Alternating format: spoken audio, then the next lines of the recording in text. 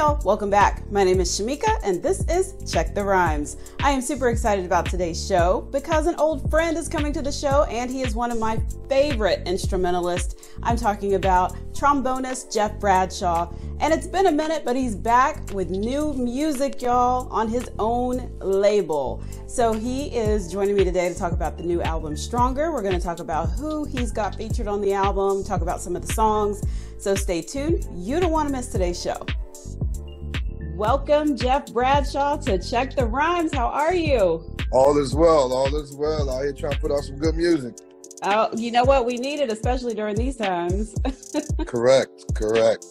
So let me back up a little bit because I had to go back to see when we last spoke, because you and I did a kind of an in-depth interview 2017 for the National Museum of African American Music. I don't know if you remember that. It doesn't seem like it's been that long.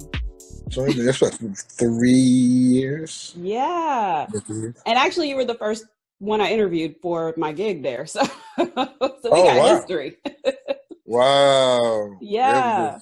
Yeah. So I wanted to talk. So at that point, when you and I had talked, you were coming off of you were in a better space, but you had a bit of a health scare that had sidelined you for 6 months. So I just wanted to check in, see how you doing, make sure you're good. Oh, all is well. I'm truly blessed. After my diverticulitis diagnosis, I had to, learn how to eat again, learn how to do a lot of things again. Just learning how to eat properly and learning what you can eat, what you can't eat, when you can cheat, when you can't. Yeah, right. And it just makes me do right, it makes me do right. So I'm really thankful for the love that I was shown around the world, that really helped me get back on my feet and really get back to what I'm doing, get back to what I really love to do. And that's, share this gift that I have with the world and make people happy, and I couldn't be happier and so blessed and so thankful that I've been able to overcome that and not having health insurance and, really put me in a financial tailspin.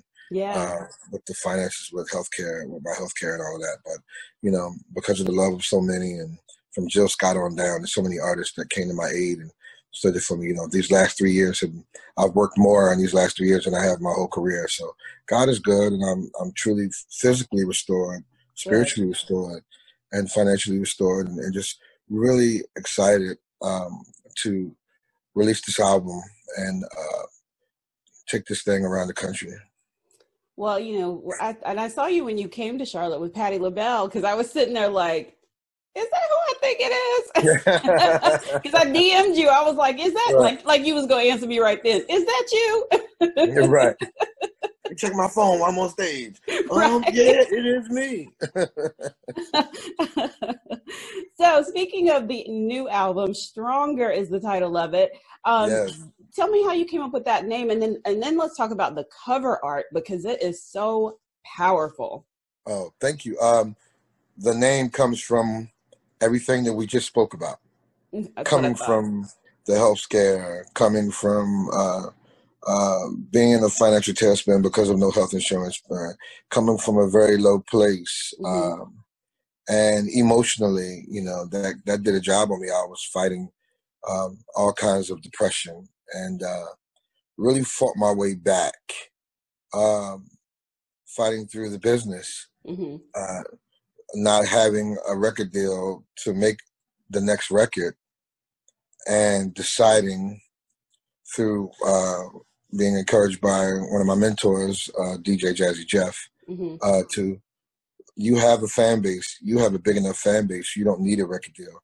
Put out your own record. Yes. Look, I'm going to high five you through the screen, because that's where I was. Nobody wanted to hire me to do this, so I did it myself. I was in between deals, and I've had great relationships with Hidden Beach Records, who signed me first, right? And gave Hidden Beach 2 records, and then to give my third album, the live album, to Shaniki Entertainment, who was very good to me, and I was like, Jeff was like, Jazzy Jeff was like, you have an audience. Yeah. You already have an audience. You already have a fan base. There you go. Put out your own record. So, my manager, the amazing Mr. Myron Ruffin, introduced me to Russell and George Littlejohn at the Nia Distribution at E1. And Bone Deep Enterprises / Nia Distribution E1 is now how my record's coming out on Bone Deep Enterprises. George, tell George I said hey. Oh, absolutely. Those are homies. They were very impressed with the album. And they definitely let me know that they're very selective on people that they sign to distribution deals. And they were very excited about this project and took me in with open arms. And that's great. I took Bone Deep Enterprises over there and was like, let's go. So this is the first album released on my own label, which I'm very excited about. Very, very excited about. It was a lot of work, a lot of hard work. But it sounds doing good. it all yourself. When it's all on you and your team. Yeah. But I have a great team, a great manager, a great agent, great assistant to the assistant. Right. And I have a great team, and I'm very excited for the world to hear this. This is my best work. Okay. I'm so excited about this. So one of the things that I just when I looked at the cover art and then I listened to, I think it was an interview that, I don't remember if it was an interview that you did or if it was just a video that you did talking about Stronger. And you were talking about how important it is to make music for the times. So can you elaborate on that? Because you mentioned like Marvin Gaye, and I know that Raheem DeVaughn has mentioned the same type of thing, like that movement music. So absolutely, and Raheem has always been about that. Another one of my brothers, but Raheem has been a mentor as well. And I have a bunch of mentors like Raheem, Najee, Eric Roberson, Will Downing. I have about 5 to 10 mentors, just brothers in arms that are very strong in the business and just offer wisdom because they want to see me win. So this album started out as this is my comeback album after being sick and after being down and depressed, and but then it started towards the end of recording the album. It turned into like this spirited movement of music that I was writing and recording and producing to lift up people. Right. People needed to be lifted. Since 2016 with this current president and the ways of the streets and just the racial equalities that are going on, from excessive force by police and the racial disparities that are going on in this country that are magnified now. Exactly. People need music. They need some good in the airwaves. They need some sonic goodness. And that's where this album went. About 2/3 of the way in, I was like, man, I this is how I'm feeling. And the music was just coming out. I was just like, wow, this is crazy. And it's great. The last song I recorded on the album before I was like, it's that when you have that, it is done. Yes. When you have that, it is done moment. Yeah. I went to New Orleans and teamed up with my brother again, Trombone Shorty. And we recorded this song together called War and Thunder.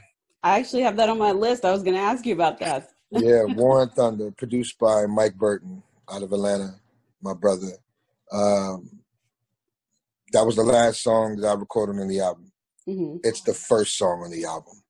And when you get the record and you start the record out from the very top, you'll see why it's the first song on the album. Yeah. Yeah.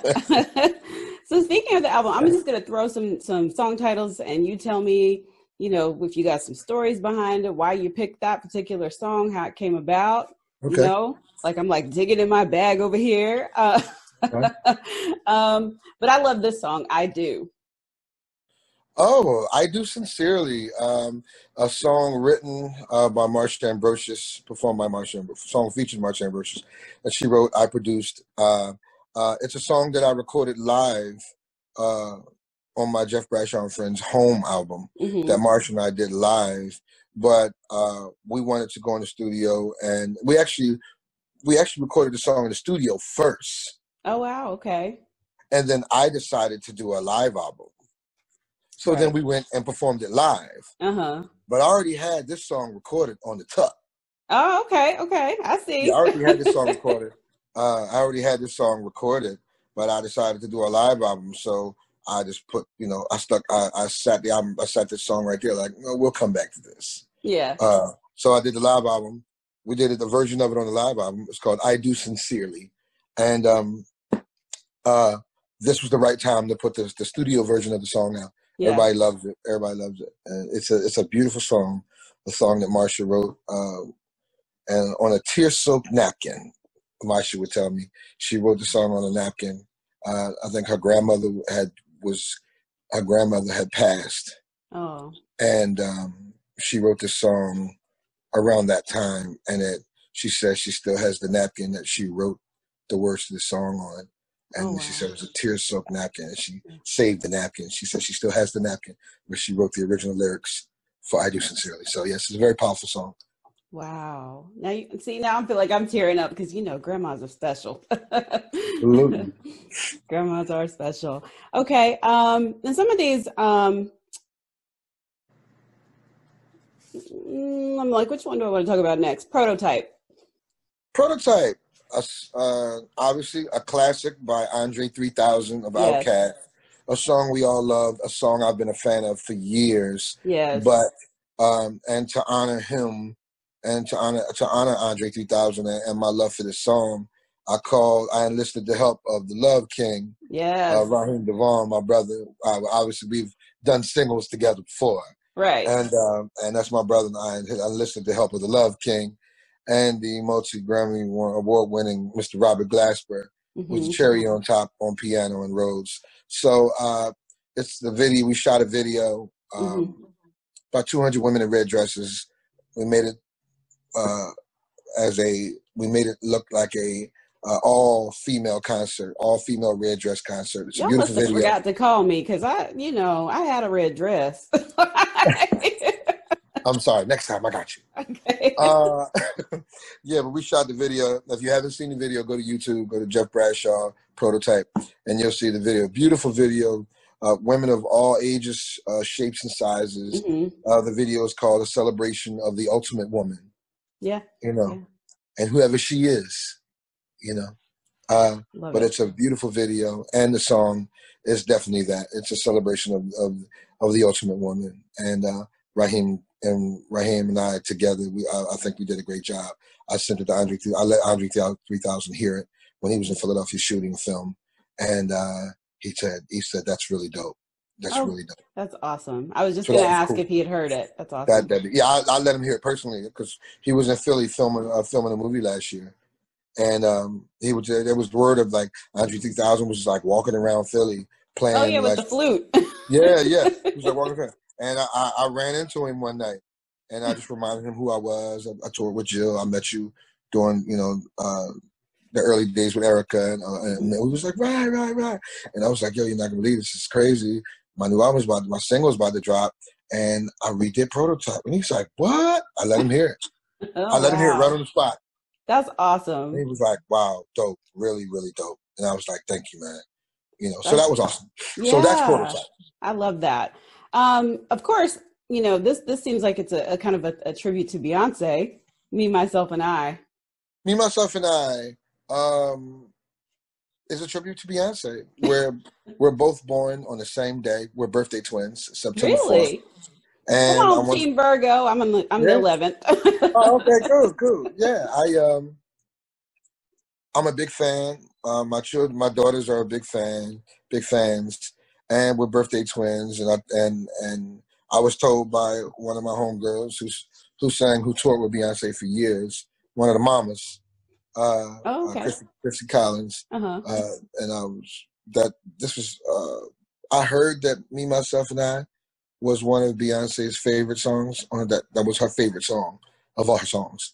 And I've heard that, but then Chrissy confirmed it. I was like, oh, okay, cool. I definitely want to do it now. Yeah. And it was co-written by Scott Storch and one of my homeboys, Philly legend rapper EST, was one of the writers on that song as well. So it became full circle, and I really wanted to do it. I think we did a great job on it. I think so too. I think the whole album is, amazing. Like as I was looking at the track listing, I'm like, what songs do I ask him about? And so I was like, I just got to pick a few. But I was like, we'll be here all day if I just ask you about every single one. It's 16 songs, and I made people waited 4 years for this album, and I wanted to make sure I recorded an album that felt right at the beginning. And as you're leaving, it's like leaving a movie. When the movie is over, you're fulfilled, and the album doesn't feel long. But I wanted people to know that I thank them for waiting and being patient with me while I took my time and recorded this record. Mm-hmm. Is that what the song "Gratitude" is about? Gratitude is about. It's featuring international spoken word artist Wadu the Mod from Philly.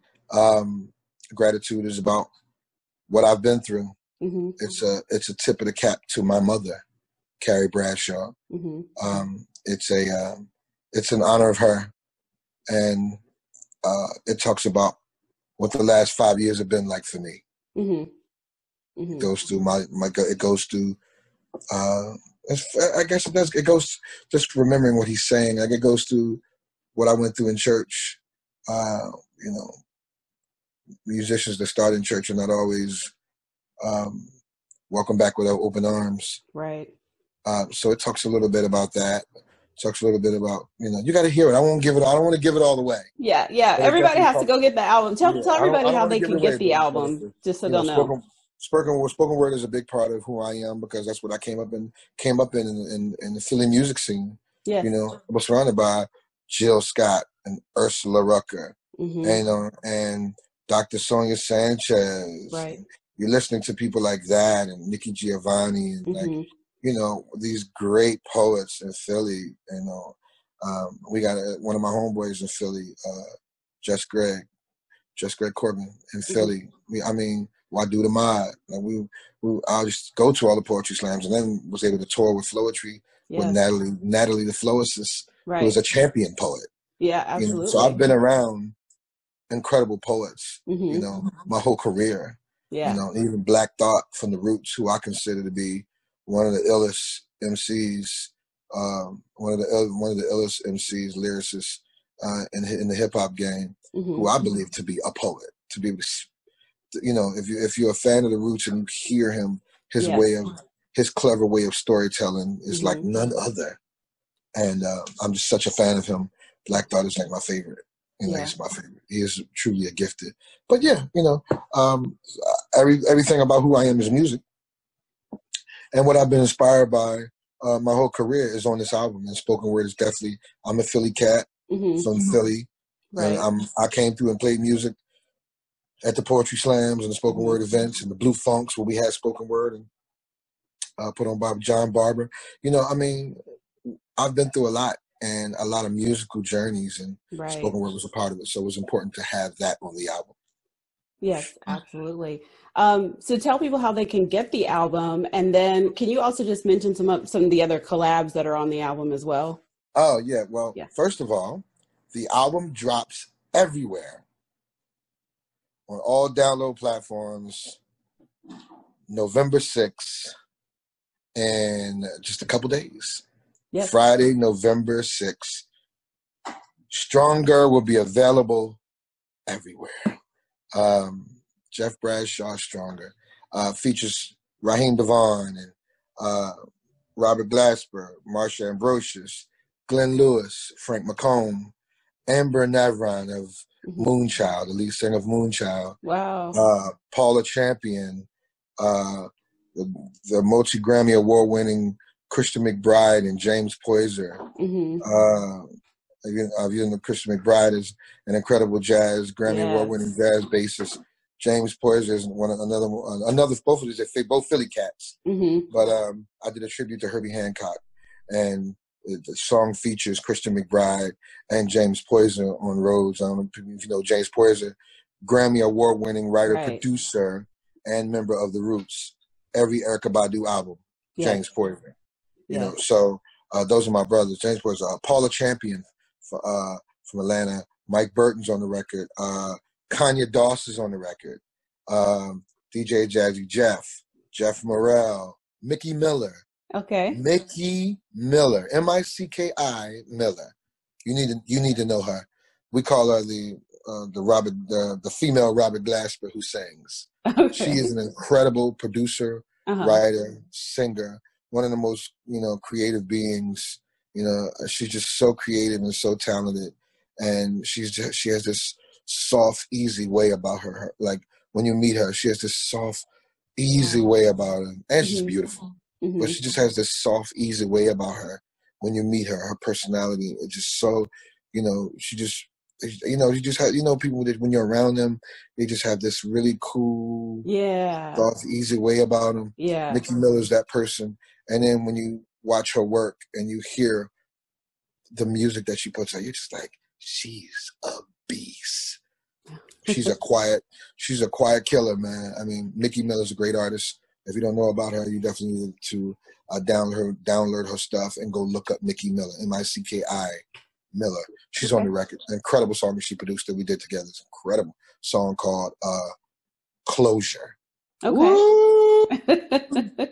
Woo! Many people that heard the album, they was like, that's the sleeper song of the album.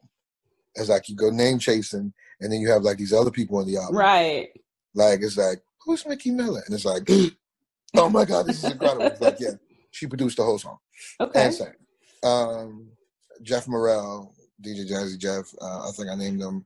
Yeah. It's just so many people on the record. I have to know something though. What rock did you find Glen Lewis under?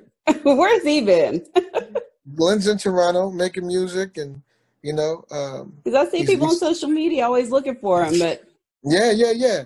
I mean, he's a happily married man. He just got married a couple of years ago, and still in Toronto, recording music, making music, coming out every now and then, doing shows here and there. He's done shows with me. Mm-hmm. We've done shows together over the last few years. So that's my brother, and myself, him, and Frank McComb. We recorded this classic together. That's like, ooh. Oh, I can't wait. Like, this album seems like, it's definitely been worth the wait for sure. It is definitely where I made sure, like when I said done, the album was mixed and mastered by Vidal Davis, Philly famed producer. And he mixed and mastered this record. And he mixed and mastered my last two records. But Vidal Davis mixed and mastered this record, my brother. And he brought forth, this is my best work. This is my best work. I am so excited about people hearing this record. I mean, I'm just, when you finish, you're just like, yeah. Right. I've been sitting for like a year waiting to put this record out. Like, we ready. Wait till y'all hear this. I'm telling you, it's gonna take you on a ride. We ready. I'm so excited.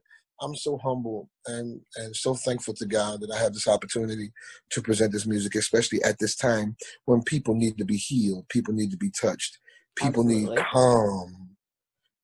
I just wanted to insert some good back into this world that has shown its ugly, evil, nasty face. I just want to insert some really good music into the atmosphere to help people. We need it. And we thank you for that. For Absolutely. Real.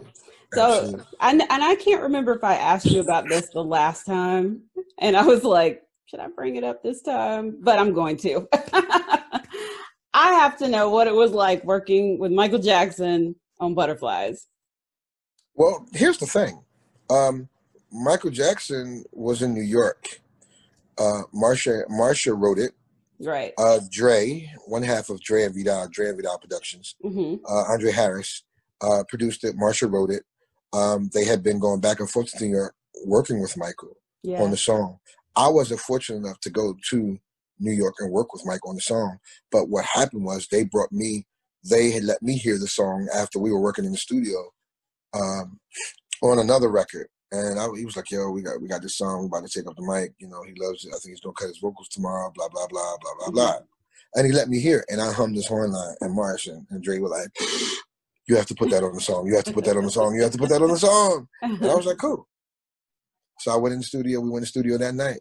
And me, myself, and my man, Mr. Matt Cappy, trumpet player, has been touring with me for years and recording amazing songs with me for years. We went in the studio and we put those beautiful horn lines on Butterflies that you hear today. It was a great night. You know, I didn't get a chance to be in the same room with him, but I'm on the same record with him. That's all that matters. That's and obviously he loved it. So oh, he loved it. Marsha definitely let me know, and that was the other part of the story that Marsha said when Micah came in, and I think he was going to cut his vocals on the song, and he told him, you know, pull the song up. I want to hear it, and he hadn't heard it with the horns on it.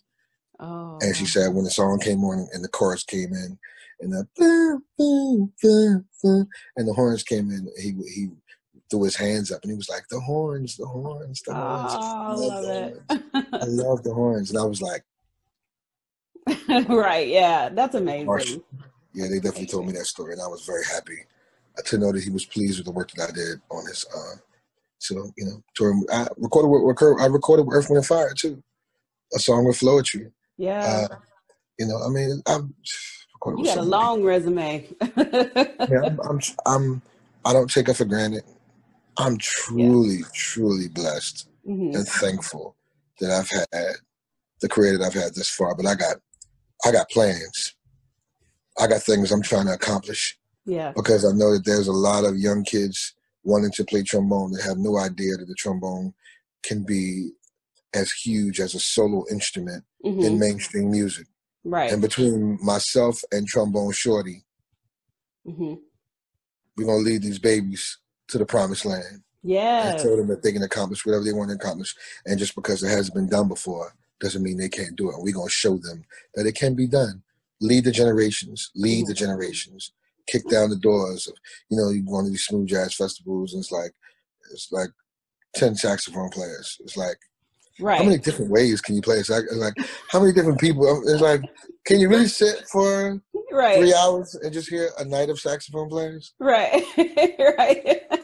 I mean, really good ones too. I've done festivals with some that I'm huge fans of. Kurt Whalum, Joe Albright.